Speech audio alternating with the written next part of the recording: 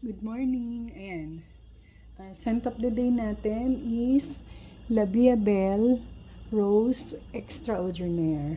So, ito yung ating scent of the day. Ang ganda ng bote niya, no? Rose. And then, yung kanyang notes. Ayan. Lalagay ko na lang dyan yung notes niya.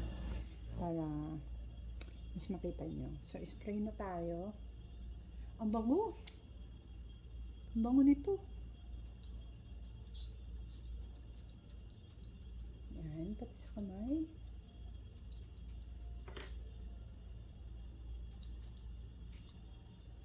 And then, lagay din tayo sa buhok.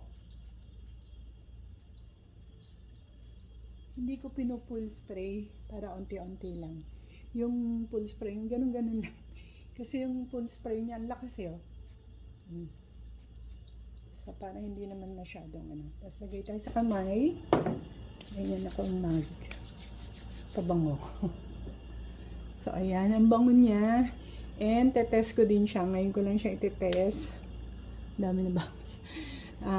Kung okay yung longevity niya. Ang bango.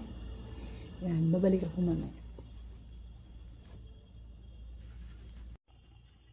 And, so, update tayo dun sa in-spray natin kaninang La Vie Belle Rose Extraordinaire.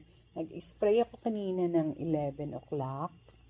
So, ngayon is anong oras na? 7:47 na.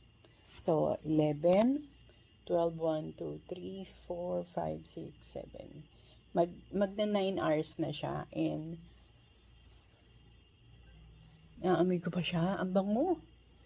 Naamoy ko pa siya sa balat ko. Ayan, kahit ganyan lang. Lakas ng amoy niya. And ito, lalo na sa damit. Para siyang yung